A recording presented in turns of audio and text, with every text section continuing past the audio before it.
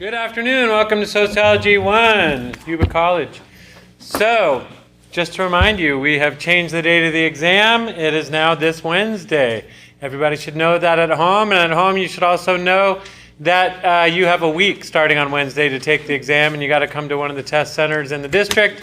I posted all of this on Canvas. If you're still confused, you can email me. Those of you in here, also keep in mind, everybody at home and in here, you have a paper due on Wednesday along with the exam, and I posted that assignment as well on Canvas and announced it here last week. And basically, if you weren't here, you need to know that you'll be answering one of the questions I posed in relation to the video. I won't repeat all that now, but you can look on Canvas to find the 2 questions and the specifications. Again, it needs to be typed. It needs to be double-spaced, or 2-spaced. It needs to have 1-inch margins, or thereabouts. And it needs to have 12-inch font, 12-point font. And it needs to be 2 pages. Is that clear? One of the questions, 2 pages. Got it?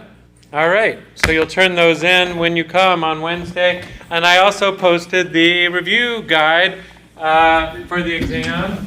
And that's what I have posted on the board or on the screen here. You at home can't see that, but it's not so necessary that you see it. You should all have copies of it, and you should have already studied it. I ask that you came today knowing what you don't know, meaning try to answer all the questions on there. And if there are ones that you just don't know how to answer still, those are the ones we should be planning to focus on today.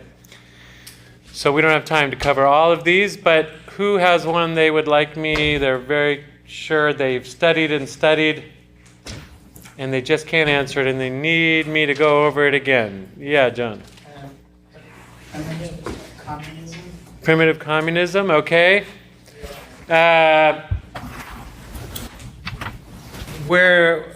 So right here, and what are primitive communism, slave society, feudalism, and capitalism? Is that where you're getting this question from? Okay.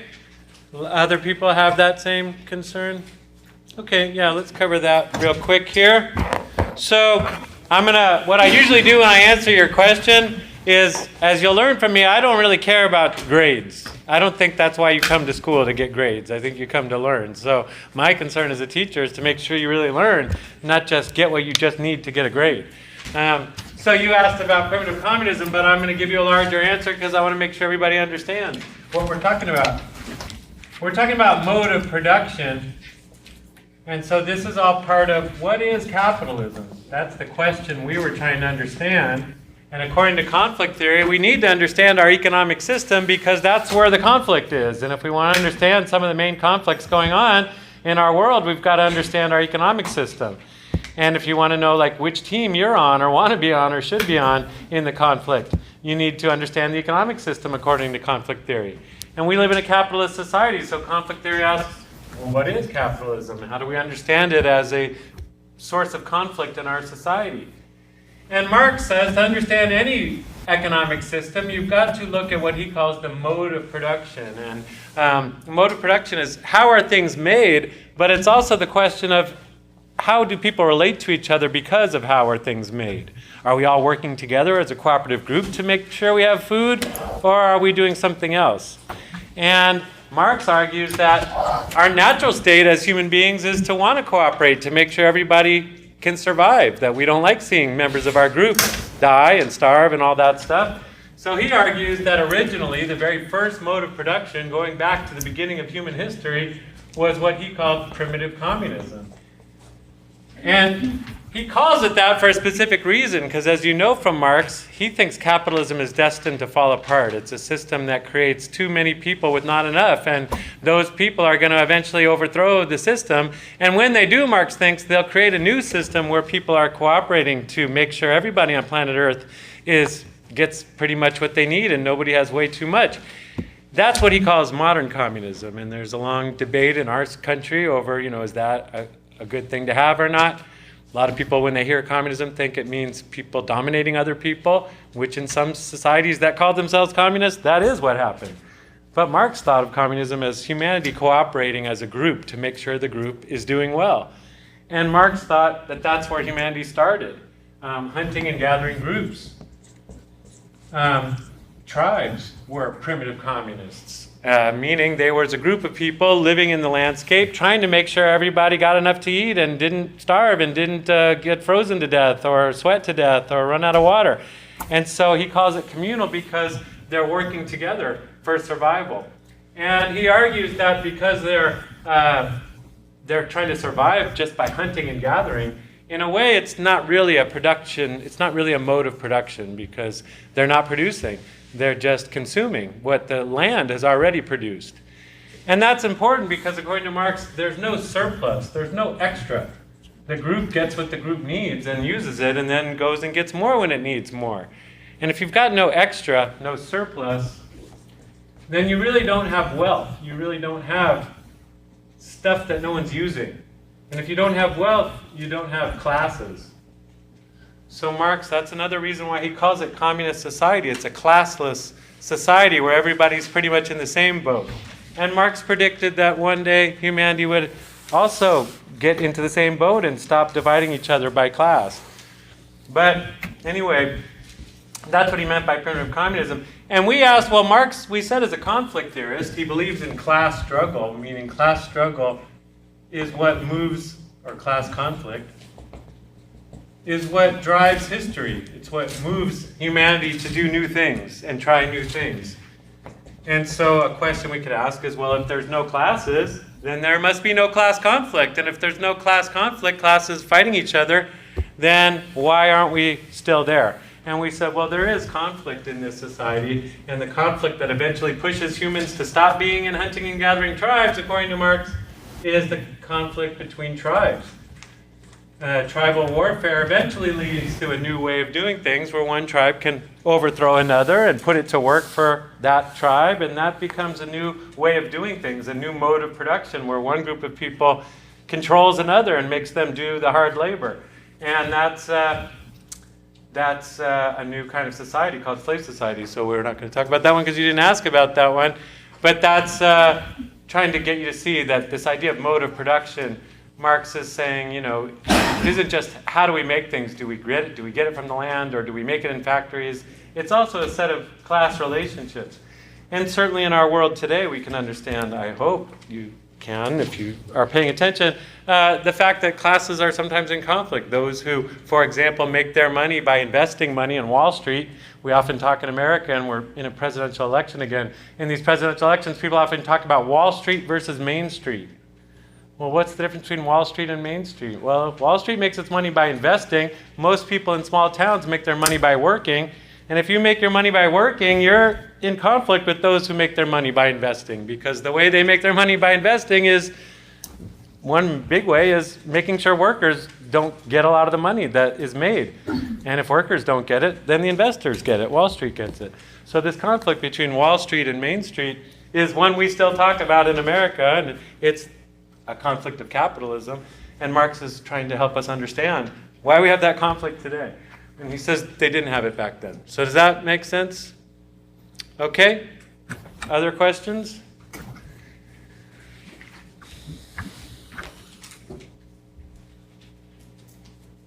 I have one about Post-Modernism. I'm not sure if I got it right. Okay.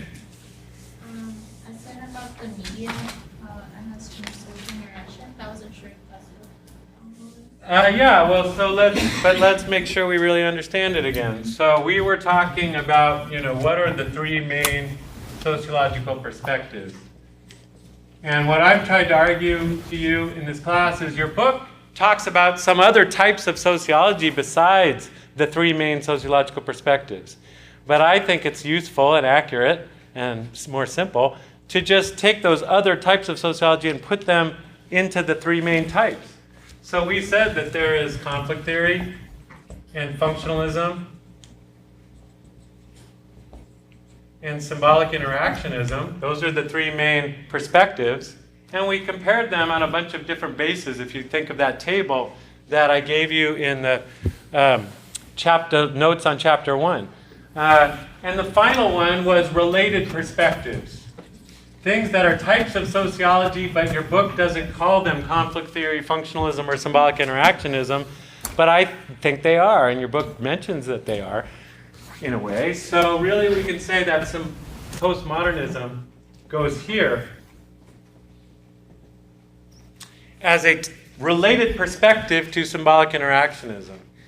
In symbolic interactionism, as we saw, one of its main foci, if we look at the things it focuses on, one of the things that symbolic interactionism focuses on is what we're going to call the social construction of reality.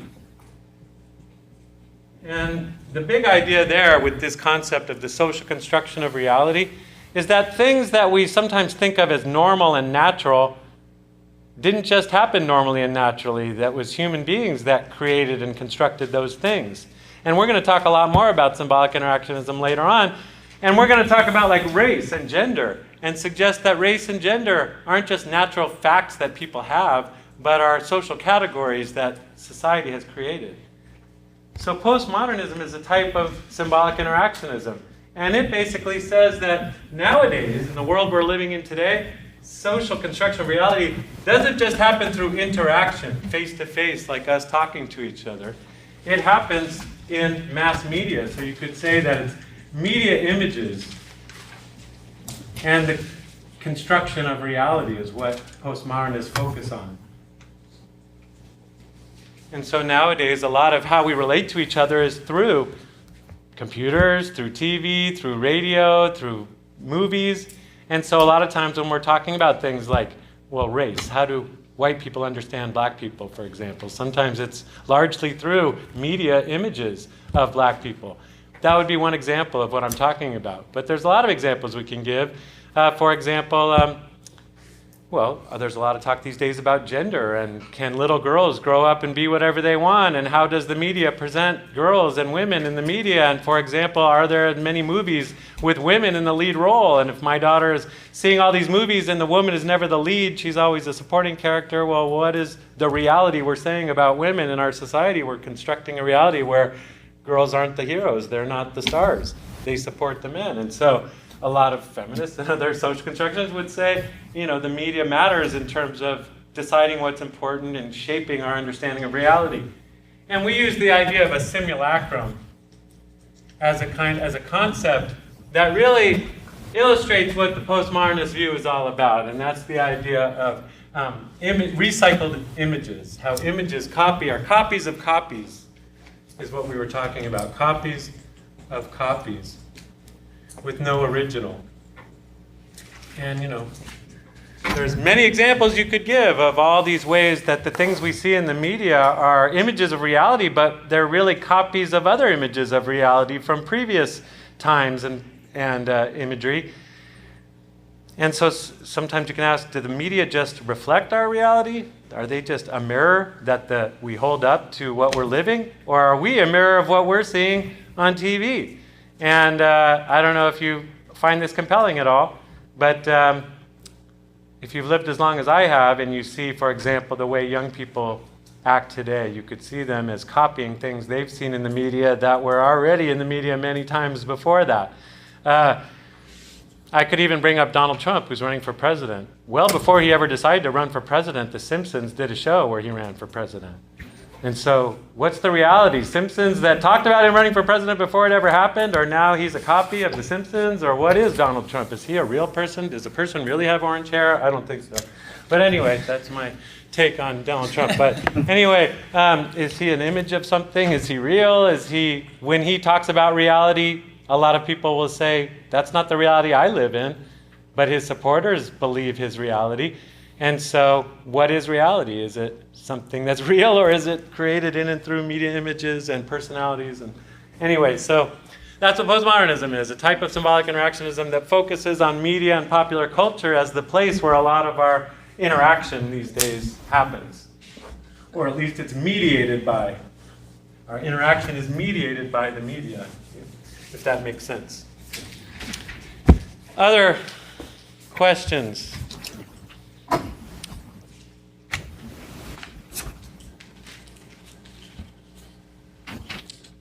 So a lot of you just aren't even looking at your paper. You have no questions, I guess. So does that mean what?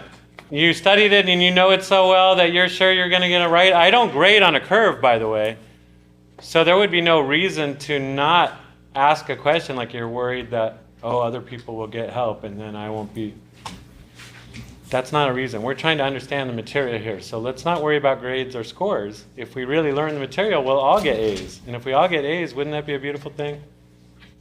So I know you said that W.E. Du Bois was involved with Marx as far as conflict theory is concerned. Can you go kind of explain a little bit more on his applications? I don't really have much information. Okay, thank you. Yeah, and I think I actually maybe have a term. Here we go, right here on the study guide. It says double consciousness. And I know for a fact I did not talk about double consciousness in class. So you're on top of it, but a lot of the rest of you maybe, I don't know if you noticed that that was a term, I didn't give you the tools to know that one. And I did say at the beginning of the term, if I didn't talk about it in class, I wouldn't test you on it. But I'm going to talk about it right now in class, so I am going to test you on it. So W.E. Du Bois, who was he? Well, he was the first African American to get a PhD from Harvard. He was one of the first sociologists in America of any race. And in fact, when we talk about the founding fathers, it's a pretty deep injustice that we don't include W.E.B. Du Bois as one of the main founding fathers, because a lot of the things he did, he pioneered, and people now do them as sociology, but he was like the first guy to do some of them. And so he was a very important figure for sociology, but also a very important figure for American history, because he was also the founder of the NAACP, which is a very important civil rights organization, the National Association for the Advancement of Colored People. He edited newspapers and reported for newspapers, and so he was very involved. He was what we would nowadays call a public intellectual. A lot of sociologists aren't very public. They go do their work in universities, and normal people never even hear what they have to say. They only write for other sociologists, really, to read. But he didn't think that was wise. He wanted regular people to understand sociology and think about their social world, so he wrote a lot for the general public. And in that sense, he was more of a public intellectual rather than just a university scholar. Anyway, so that's who he was. And double consciousness is an idea that your textbook talks about in Chapter 1. So maybe you were able to answer that question on the study guide by looking at Chapter 1. The basic idea here is, well, he once referred to it as two souls in one body. And if you are a member of an oppressed group within a dominant culture, and in this case we're talking about a person who was a member of the black race at a time when black people had almost zero power in the United States. There was very few in universities or any kind of political office or any kind of positions of leadership in America.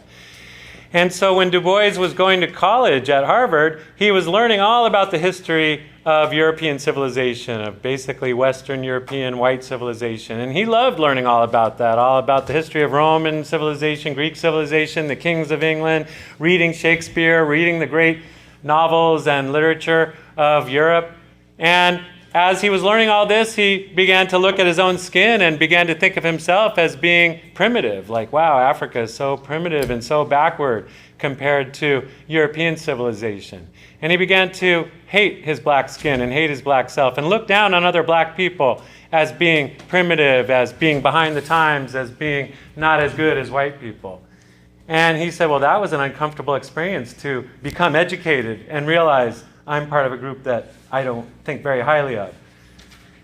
But then, as he left college and began being very involved in the black community and trying to help the black race become uplifted, he began to learn a lot more about how they had been held back and held down in many ways, and began to resent his whiteness, began to wish he sounded, he spoke, standard English like an educated Harvard person.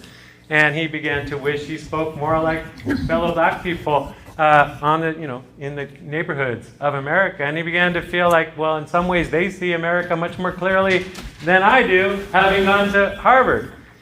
And so he said, at that point, he began to look at his white learning and his white way of speaking as a bad thing, and looking down on that and feeling proud of his black heritage and his black self.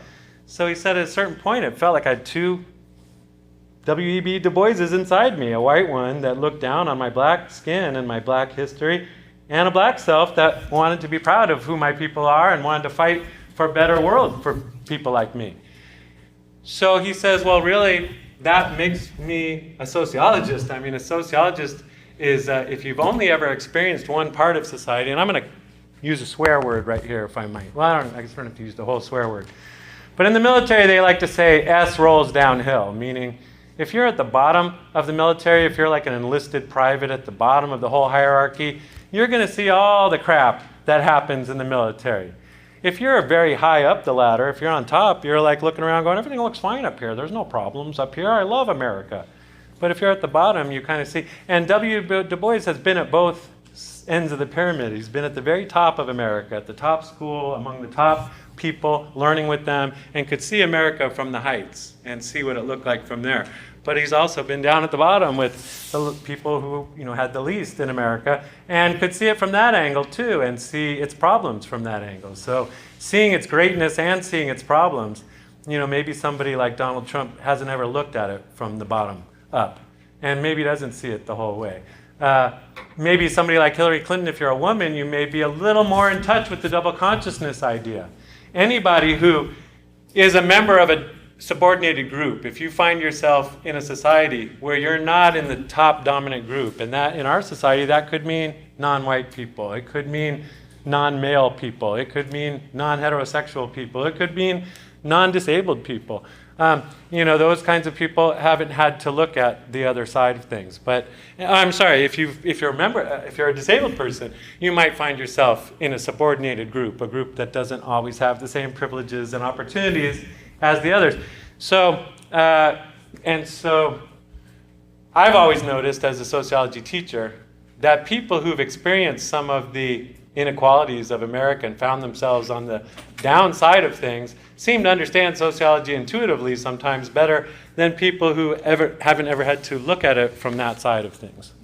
So that's what we mean by double consciousness, kind of looking at yourself and your society through two lenses. One, the lens of the dominant group, which is usually what's taught in schools and in the media, and the lens of the more subordinated groups whose voices and views of things don't always get presented.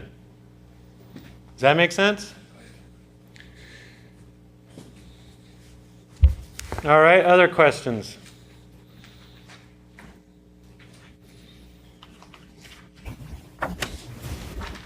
So you guys are super confident? Is that what's going on? Yeah. Can you explain more about the labor theory of value? The labor theory of value. Okay, thank you. So that kind of came in between. Well, no. I'm trying to provide a larger context here. Well, we were talking about Marx, and we were talking about how to, how we got to capitalism, and we just talked about mode of production, and capitalism is a mode of production. But we also described capitalism as a mode of exchange. And Marx makes this point that to understand a society, you can't just look at how things are made and who makes them and what their relationships are to each other. You also have to look at what happens once those things get made and how they get exchanged and distributed in the society.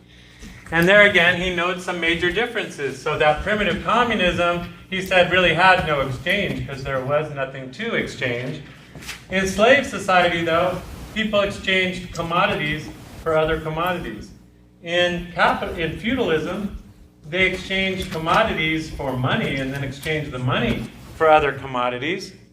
But in capitalism, this is the weird thing. People exchange money for commodities, and then they turn around and exchange those commodities for more money than they started with, this M prime. And so Marx says this is the weird one. In all the other times of human history, people didn't end up with more than they started with. You can only exchange for what you had. You can't exchange and get more than you got back. And so Marx says, well, where did this come from? Where does this surplus value come from? How do you end up with more than you started with? And we did a little thought experiment. I asked you, what if I gave you $100? And I asked you to go flip that $100. And I said, go to Home Depot and buy some lumber, some wood. And then come back here with $110, with more money than you started with. That was the little thought experiment I gave you, and you guys came up with some possibilities, like maybe I'll make something out of it. Maybe I'll take it somewhere else where wood costs more than it does here. Maybe I'll bundle it up into smaller packages and sell those, and I'll end up with more than $100. Those would all be good ideas. But in all those cases, what you added was labor. Marx says in order to end up with more than you started with, you have to add something. You have to add value to your raw materials. And added value, in this case, and in all cases, according to Marx, is labor. So the labor theory of value is that all value comes from human labor.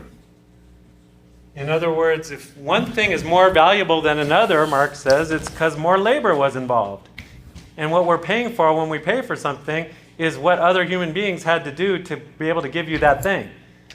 And if, like, a washing machine costs way more than a bucket and a wash pan thing or whatever, what do they call those things, washboard, it's because there's a lot more labor in inventing a washing machine, in getting the metal for a washing machine, in storing the metal, and assembling it.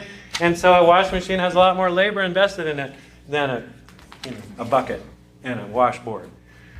And same with human beings. A laborer is less valuable than, say, a dentist or a doctor because more labor is invested in the doctor's abilities and knowledge and skill. So Marx is trying to say all value comes from labor. And this is a big difference with capitalism, the leaders of capitalism. If you ask Donald Trump, why are you so rich? Has he worked really hard to get that money? I mean, did he sweat and stuff? And he would say, well, it's because I'm smarter, because I risked. I risked my money, and my bets paid off. And I got all this money because my bets paid off. And Marx would say, well, yeah, you risk some money, but in order for your bets to pay off, somebody has to work. Your hotels aren't worth anything unless somebody's in there working, serving people, making food, building your hotel. So you didn't do all that. Somebody else did. And if you got the value of it, well, you were taking it from somebody else. But in that sense, so Marx says labor is what creates the wealth. And if capitalists end up with the wealth, it's not because they really made it, but they claim it. And they claim it based on saying, well, I took the risk. I risked my money. But Marx would say, well, really, the worker is more. And if the worker doesn't have capitalists, he can still make things.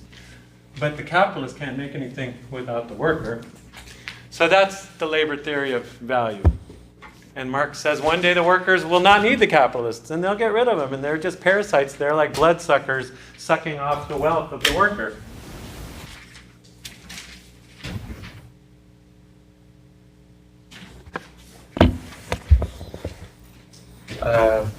It was in regards to the one for the cheerful robot. Uh-huh. Okay. You don't care for that. Okay. Yeah, if you're not here for something, that's a reason to ask, but there's other ways to get the material, but cheerful robots. But I don't think I necessarily remember that clearly. This comes up when we talk about C. Wright Mills. And we introduced C. Wright Mills because we wanted to start with the key term sociological imagination. And the reason we started with that key term is I wanted to make this class relevant to you. If you're not going to go study sociology in graduate school, then you might ask yourself, well, why am I studying sociology now? What's it a requirement for? And yeah, if you're not going to become a professional sociologist, there might not be much reason to study sociology. But I'm trying to make the case that there is a good reason for you to study sociology, which is to develop your ability to think about your society and understand yourself better. So that's what the sociological imagination was all about. And Mills developed this idea because when he was writing in the 1950s, America is when he came up with this term. And he was talking about basically blind conformity. Basically talking about people just doing what they think they are supposed to do. Like women staying home and being housewives, because that's what you're supposed to do. If you're a woman, you're supposed to marry a guy and stay home and take care of his house while he goes out and works. But Mills asked people to think about that. Is that really making you happy? Are you really feeling fulfilled and fully developed human being when you're doing that? Or do you sometimes feel like a cheerful robot who's supposed to go around with a smile on her face, even though deep down she feels like she wants more out of life than just taking care of her washing machine? And so Mills was trying to say, a lot of us could analyze ourselves a little more and ask, are we truly happy? Are we truly free? We like to say in America that we can be anything we want, but are we really being what we want, or are we being what we feel programmed to be? And why do we want what we want? I mean, who told you wanted to be what you want to be? So he's really asking you to think critically about who you are and not just be a robot and do what you're told or what you think people want of you. And so, and to ask, well, why do people want that of you? Who decided that women should stay home and take care of their washing machines? And do they have to do that? Or could there be a society that gave women more to do or other things to do? Or give them a choice about what to do? So does that make sense? Yeah. When you're talking about economic restructuring, you're talking about when society changed from like agriculture to or industry to a service type thing. Yes. I mean, specifically the term economic restructuring, I mean, you could use it generally to refer to any time a society changes the structure of its economy. And when societies became industrialized from being agricultural, yes, you could call that restructuring. But when I use the term, I meant specifically what happened in America as a result of globalization. And we talked about how there's a very clear difference between America before the 1980s or so and after the 1980s or so. And we talked about switching from a manufacturing-based economy to a service-based economy. And we talked about the manufacturing-based economy supporting a large blue-collar middle class. And we talked about today there being basically only two types of service jobs: high-end service and low-end service. So we were talking about missing middle-class jobs. Those are fewer and further between than they used to be. And we're also saying that there's greater inequality over here. So when we talk about the restructuring of the economy, at its most basic level, it means shifting from primarily a society that makes its money by making stuff like we used to a society that doesn't make a whole lot of stuff, but most people are employed in services of one kind or another. That's the most basic meaning of it, but we are trying to look at it more sociologically than that and show us that this shift in America hasn't just been a change in the kind of work people do.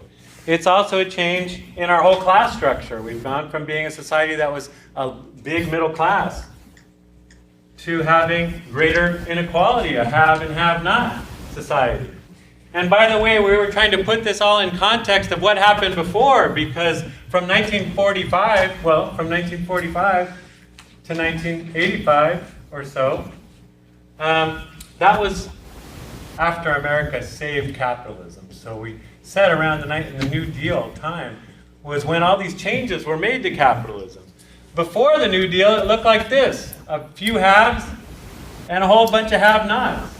And it looked just like Marx said capitalism would get, where you had a lot of inequality and people at each other's throats and people wanting to overthrow the system. And that is pretty much what America looked like in 1932 or something, or right around then and before. And then in the 40s and 50s, we began to say, well, let's create a bigger middle class. Let's have more unions, for example. And in this age, no, we have very few unionized people. Another big thing we did was create a social safety net, have a lot of services in place for people so that when they fell out of jobs or middle class, they could get their way back in. But nowadays, we have a shrinking social safety net. We ended welfare as we know it. We don't have welfare in America, even though people still use that term. We have what's called temporary aid to needy families. We have made higher education a lot more expensive and a lot less accessible to people like it was during this period.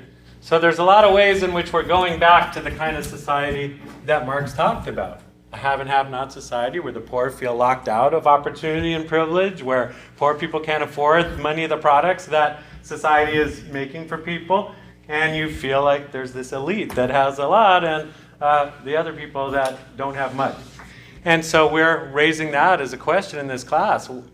If all these things America did early on, or 80 years ago, helped save our society, why are we letting it go back to how it was before we saved it? Is that a good idea? And a lot of people are starting to feel like America is falling apart, and people are saying things like, let's make America great again. But I'm telling you, if you want to make America great, a sociologist is probably a better guide than certain politicians. Today's my anti-Trump day, so I'm allowed to say that. I'm not telling you what to think. All right, but it's relevant. So who else? Can you read the symbolic interaction? Oh, okay. Well, I kind of already said a lot about symbolic interactionism. We haven't really learned about it yet because it's one of the three main perspectives, and all we've really covered is conflict theory. And we haven't really gotten into functionalism and symbolic interactionism. But if you'll recall, it's one of our three main perspectives. And so we have three main perspectives, which I already started to draw this table again for you. I didn't really draw in the lines. But remember, we had this table called the three main sociological perspectives. And symbolic interactionism is the third one we mentioned. And so you want to think about all the ways that we compared those perspectives. One thing about symbolic, you don't need to worry so much about the founding father. Well, the founding father is Weber. And we mentioned Mead, but I'm not going to go over Mead right now.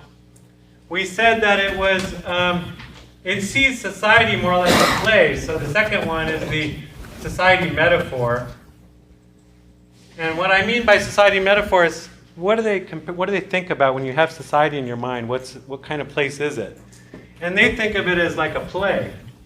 We're not really being our real selves a lot of the time. According to symbolic interactionists, we're pretending. And really the whole key to symbolic interactionism is the title of it. It focuses on people interacting with each other, individual human beings in their interaction with each other. And it focuses on the ways that we interact through symbols. Symbols like language, but also things like clothing, and things like art, and music, and gestures, and all kinds of ways that we use symbols to communicate with each other and to interact with each other. And so, in that sense, we're like actors and actresses who have to try and send a message in a lot of ways, through our gestures, through our clothing, through the way we carry ourselves, through our lines, through our costume. And so you can analyze society the same way a theater critic might analyze a play. We also said that symbolic interactionism is a micro perspective, meaning it doesn't tend to look at the big picture, like what is capitalism. Conflict theory looks at big questions like that, and functionalism looks at big questions like that, but symbolic interactionism is more about small-scale interactions. Like it might ask, in a college classroom like this one, does the professor interrupt women more than men? Or does he call on certain types of students more than others? And that would be an interactional question that you'd have to study by being up close and personal in this classroom and studying it over time and how we interact in this classroom. And so it's a more micro perspective that looks at real human beings and how they interact. These other perspectives are more macro, so they sort of treat human beings as little ants way down there. And symbolic interactionism, I don't think I said this earlier in the class, but it's interested in Verstehen. That was a word Weber created. Verstehen, he didn't create it, but in German, Verstehen means understanding. But it really means understanding what that person thinks. So instead of me, the sociologist, telling you, you're doing this because of this, this, and that. I know why, because I've got a theory, and you're doing this because people like you do this. Instead of trying to figure out why you do what you do in my terms, a symbolic interactionist tries to understand, well, how do you see what you're doing? Why are you in college? Why are you here? What are you getting out of this class? And trying to understand your way of seeing things, rather than the sociologist trying to tell you why you're acting the way you're acting. So it's a more sympathetic kind of perspective that's down and close with personal, trying to understand the meaning people attach to things. And so we've talked about the social construction of reality. What does life really mean to people? What's the meaning of having a gender or a race or other kinds of things? So it's more about social construction of reality. And culture and communication. I'm talking here about the foci. So that's a big answer to the question, what is symbolic interactionism? But we're going to get much more into it later on in this class when we get to that. And we're going to focus on gender and race. And we're going to not focus on them as structural things, as we're going to see. Structure focuses on who has what in society. So if we were looking at race or gender, we might focus on the structure of those things and look at, for example, how much do men get paid versus women? Or how much power do men have in our society versus women? Or, who has job opportunities and who doesn't? That's structure. And there's a lot to say about structural inequality in our society between races and genders and others. And we will say those things, and our book definitely does. But you can also focus on the culture. You can focus on who thinks and feels what. And here you're not so much talking about what people have or don't have. You're talking about things like attitudes and beliefs and prejudices and stereotypes. And maybe you don't know these words, but we'll learn them. But it's about how people think of each other and feel about each other more than about what they have or don't have compared to each other. And so race and gender are two topics that often are mainly focused on in terms of structure, and we have a lot of debates in our society about who has what and fights over that. But sociologists also want to understand, well, where do people's attitudes and beliefs and ideologies and prejudices come from, and how does that guide their relation, their interactions with each other? Does that make sense? I don't remember if that was you that asked the question. So maybe a longer answer than you were looking for, but hopefully I'm also trying to set us up for later. I really want to make sure you guys understand what we've learned so far so that as we move forward, we'll really understand that too. Okay, other questions?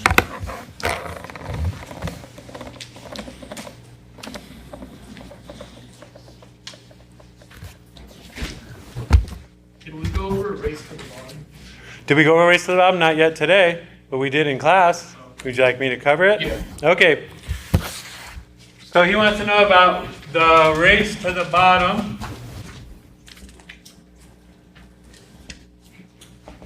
And this came in the larger, again, I'm going to give you a longer answer than you asked for. But we asked, what is globalization? And why did we ask that? Well, again, one thing I'm trying to get you to see here, hopefully, is the things we did in the class were all linked to each other. We didn't just randomly say, now we're going to talk about this, now we're going to talk about that. And if you try to memorize a bunch of random facts, it's really hard to do, I think. But if you can put your facts in a logical order, like I learned this because it relates to that, and it relates to that after it, then it might all make sense. At least that's how my mind works. So instead of just asking, what is the race to the bottom, we ask, well, why were we talking about that? What was it in relation to? And we were just talking about economic restructuring. And we showed that all the things that America did to save capitalism are now being undone. And we could ask, well, why is that? If we had all these great jobs and a big middle class, where have they gone? If we had a great social safety net that helped people get back on their feet when they lost their jobs, why are we taking that away? And our short answer to that question, those questions, is globalization is the answer for where our jobs have gone and why our society has been restructured to such an extent. And so we began to ask, well, what is globalization? And we said that it refers to the mobility of capital.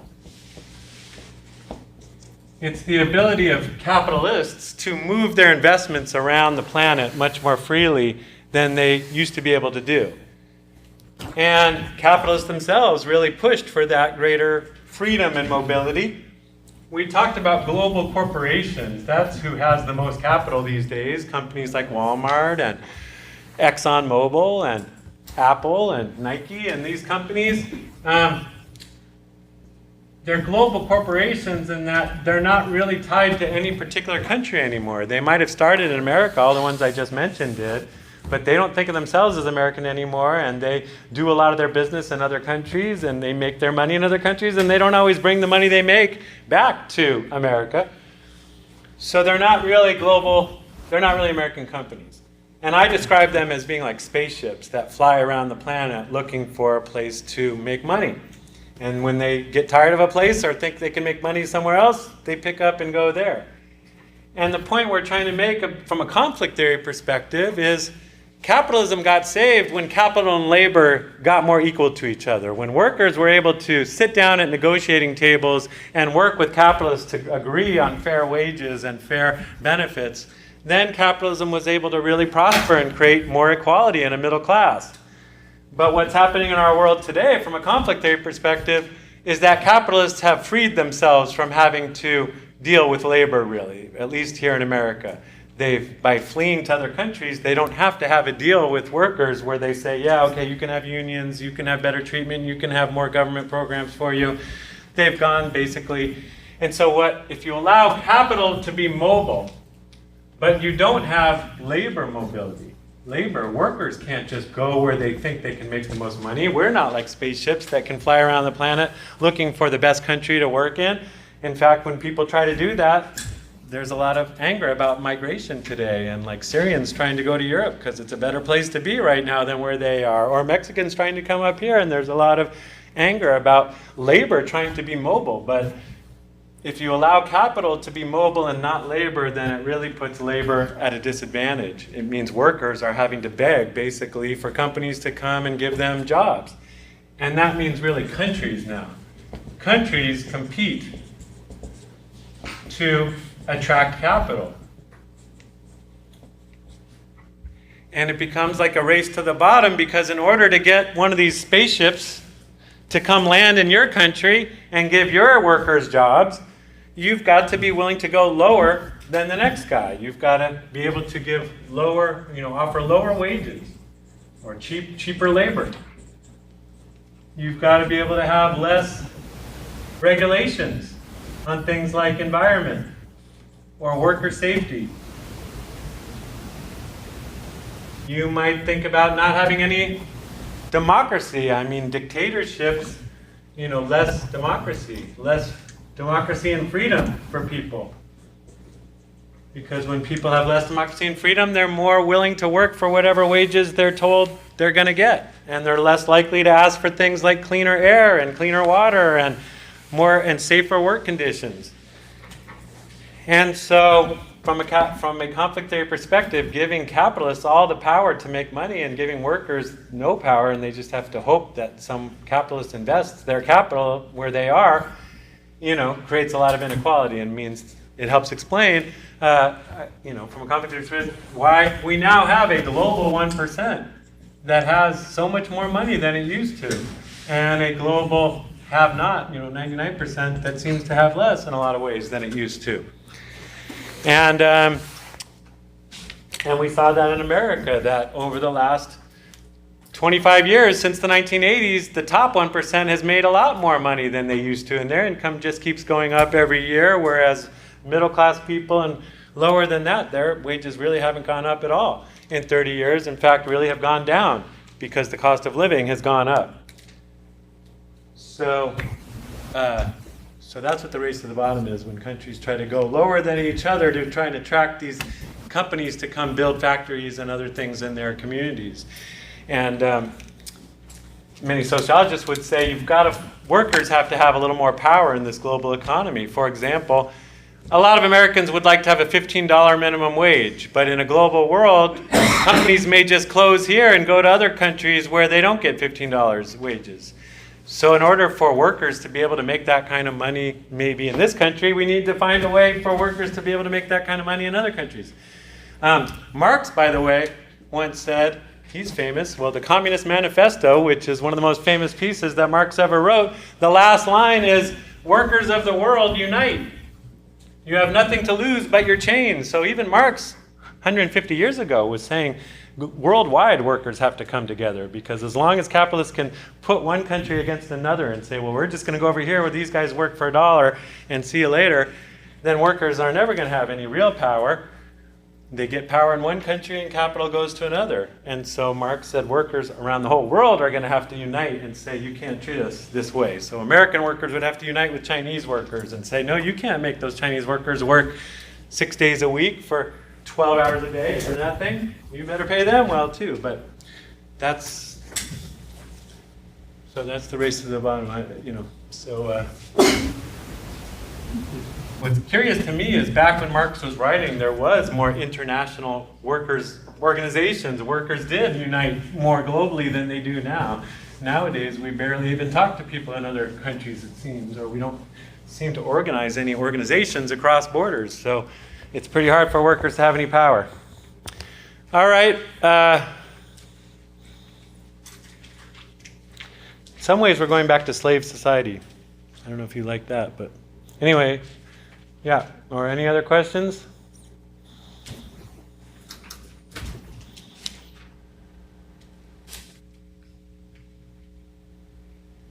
Part of sociology's job is to make you angry about your world. Because if you're angry, then maybe you get a little motivated to want to change it. But I don't know. Sometimes I think when I look at my students, they look more like deers in the headlights than angry. But deers in the headlights, they tend to get hit by the oncoming vehicle. So don't be a deer in the headlights. Don't be a cheerful robot. No, any other questions? Why aren't you guys asking questions? I'm not clear. Is it because you already know everything on there and you're really confident that you don't need me to go over anything? Is it because you didn't study it all and you don't know and you're just looking at it going, I hope he doesn't ask any of these? Well, I am going to ask all of them. Is it because you already downloaded the answers from the internet and you're planning to copy them onto your... Why aren't you asking questions? This is your free opportunity and your only opportunity. But I'm going to say this, if it goes 30 seconds right now without somebody raising their hand, then I'm going to go eat or grade. I have grade for other classes. How can individuals use Sociological imagination? Yeah, to improve their life? Okay, good question. So I'll write that key term up again. That was our very first key term, sociological imagination. When the class started, I asked you to describe yourself sociologically, and a lot of you looked at me funny, like, how am I supposed to do that on the very first day? And I didn't expect you to be able to, but what I'm hoping you will be able to do by the end of this class is be able to understand yourself a little better sociologically. And so this term, sociological imagination, is trying to say sociology isn't just a science. If you have capital S, sociology, and if that's all we're studying, then we're just studying the science of sociology that people like me with a degree in sociology, we get to do capital S sociology. And if you're not going to go get a higher degree in sociology, then you probably don't care about capital S sociology.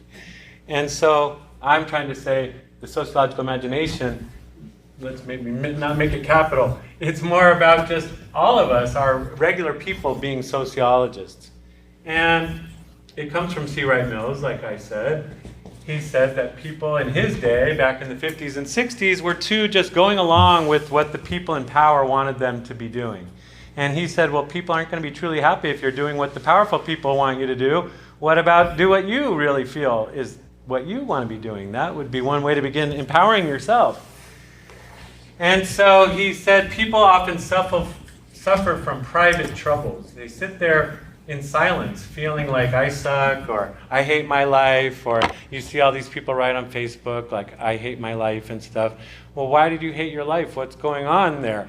Maybe you screwed up and that's why your life sucks. And if that's the case, then that probably is a private trouble. Like I just was too lazy and never finished school. Well, sorry, but you probably should have. But what about public issues? Sometimes things aren't your fault, or you didn't cause them, or you can't fix them. And in those cases, Mills says, if you can determine which problems you're facing that are really public issues, then it will take sociology to do that. You can't just know which problems are your own and which ones are part of something wrong with your society. So he says you have to develop this ability to think sociologically. You have to examine the intersections between biography and history, he says. Meaning you have to look at your own life story. Who am I? And what's the story of my social groups? The life story.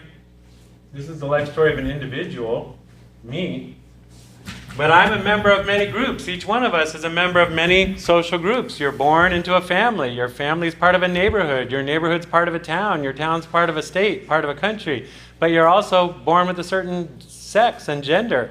And you're part of that group. And you're born with race. And you're a part of a racial and ethnic group. And maybe a religion. And so there's a lot of groups we're part of as we grow. And more as we grow. And so understanding yourself sociologically, when I asked who are you sociologically, well, one way to answer that question is to say, I am, who I am, is a series of groups that I'm a part of. And thinking about yourself sociologically, using your sociological imagination, means thinking about how those two things intersect. And sometimes when we face a trouble, maybe it's only us that caused it and only us that can fix it. But if you begin using your sociological imagination and say, well, have I been able to fix it? If I can't fix it myself, why might that be? And if you get to that point, you might start asking, well, who am I sociologically? Maybe this isn't just a problem for me. Maybe other people like me suffer from this issue. And if other people like me suffer from it, then maybe what we need to do to solve it is come together. So once you've identified something as a public issue, and the example I used in class was somebody not being able to get a job. Sometimes maybe that's your own issue, like you didn't apply for the right ones, or you didn't have a good resume, or you didn't do a good job in your interview. But if you've exhausted all your own personal efforts to get a job, then that might be a time to start thinking sociologically and go, well, who am I sociologically? What's going on in my society today and with all my social groups that might be intersecting to cause me a public issue right now? And what might that public issue be? It might be something like discrimination. Or it might be something like an economic recession. Or it might be something like, racism or something like that. If you identify your trouble as not being inside you and something you can fix, but something out there in society that's preventing you from getting where you're trying to go or be who you want to be, then at that point, Mills would say you need to find others. Find others who share some of your biography and history, and who may share your public issue and feel that, yes, this isn't a problem that we ourselves as individuals can fix, and we're going to have to change society in some way to do that. And if we have others that share our view of things, we can begin to take collective action. The teachers in Yuba City this past couple of weeks, a lot of them said, hey, I'm not making enough money. I could make more money at a different district than I'm making in the Yuba City district. And friends I have and people I know who teach and do the same work I do in other places are doing better than I am. So they could just look at that as a private trouble and say, well, I'm stupid. I shouldn't have taught here. Or I should have just moved somewhere else where I'll make more money. And that would be a private solution to your problem. But what if you say to yourself, well, I grew up in Yuba City and my family's here and I need to stay here. And so, no, I'm not moving. But if I'm going to get paid more as a teacher, I'm going to have to define this not as a private trouble of I'm not making money, but see it as a problem in this district, that the district isn't paying enough money. Then they found others that agreed with them, other teachers in the teachers union that say, hey, yeah, we're not making enough money, and we're not getting paid fairly, and we're not being treated fairly. And then they took collective action. They had a strike, and they did picket lines, and they did other kinds of networking and other things to get the public on their side. And then what happened? Well, the other day they signed a contract and they're back at work, I guess, or they're going back to work. So that's, and they've got a raise. So you could say, well, that's an example of people doing what Mills said. They didn't just privately say, damn, I wish I could make more money. They said there's an injustice going on here, and if we're going to fix it, it's going to take all of us to work together, and we may have to help each other. Or if they didn't know how long the strike was going to go, maybe it could have gone a whole year, and if you're not making any money for a year, then what? Well, we got to help each other survive, make food for each other, contribute to a fund that we can all draw on, strike pay and stuff like that. So anyway, that's a very typical example. It used to be much more common in America that working people got together and took collective action, like a strike. But like we were just saying, unions are much less prevalent than they used to be in American society. Teachers are one of the few groups that still have them. And when you have a union, you can get good things for yourself, like better wages and better treatment. But if you're just by yourself trying to fight for better treatment, you might not get it. So does that make sense? Sociological imagination? Okay? Others? No? Yeah? Study how polarization is related to relative surplus value. Yes. Okay. So we asked then, we're going back to this giving money for a commodity and ending up with more money. And we said, well, how is that possible? We said, well, if you did it yourself, you could do it, like an independent commodity producer. And then we said, well, how do capitalists do it? Because capitalists don't do their own labor. So how can you get labor added to a product without doing it yourself? And how can you pay that labor less than what the labor is adding? And so that's what surplus value is how can a capitalist get profit without adding labor, his own? Somehow you got to pay other people to do your labor, but you got to pay them less than the value they themselves are adding. And we said there was two ways. Absolute is just making them work longer hours, or we called it the prolongation of labor. But then we said the better way, and the way that now really the only available way, is what we called relative surplus value, because you can't make people work 16 hours a day anymore. That was once possible, and in some countries it might still be possible, but in the advanced capitalist world, you can't work 16 hours a day anymore. You can't make people work that long. So you go to relative surplus value. And by the way, well, I'll get to that point. And this says, well, we can't work people 16 hours. We can only work them maybe 8. So how can I get the same amount of labor or the same amount of productivity out of people in 8 hours that I got in 16? And basically we said it was machines and a series of things. It's what I call scientific management. I don't call it that. I mean, I call it that, but I'm not the first. Scientific management, and it means things like machines, basically having machines and technology doing a lot of the labor, but it also means assembly lines, and that assembly lines involve both specialization, just narrowing in on a very specialized task, but also that task doesn't really require that much skill, so it's de-skilling as well. And those are two techniques that a manager can use to make sure that the labor is very quick. It's very specialized. People get really good at this one simple task that they do over and over again. And the assembly lines relate to what we call time motion studies, figuring out how much time each motion takes and trying to shave off as much motions and time as you can from the production process. So now your question is, well, why does that lead to polarization? Polarization is this splitting of society into a small group at the top and a large group at the bottom. And in the example we used in class, are you listening or you're writing notes? Okay. In class, we imagined that we were a factory and I was the manager. And I said, well, on the one hand, if I'm the manager of the factory, I'm going to be competing with other companies, with other capitalists. Competition between capitalists is one thing that causes polarization. But it's especially when capitalists start bringing in machines, because if I'm going to beat the other guy across town, if I imagine we were a chair factory, and there's another chair factory across town, relative surplus value, if I'm the first guy to bring in machines, well, I'm going to put him out of business. And if I can put in more machines quicker than he can, then he's going to fall out of business. So the managers at Acme Chair Company across town, they lost their jobs. They fell into the working class. And there's also a whole other group called the Industrial Reserve Army, Marx calls it.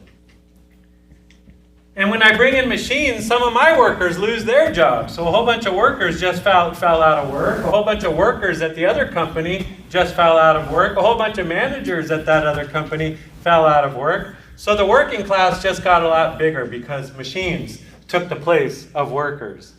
And the capitalist class just got smaller because of capitalist competition to push out competition. That's what they want to do, is take over the whole industry.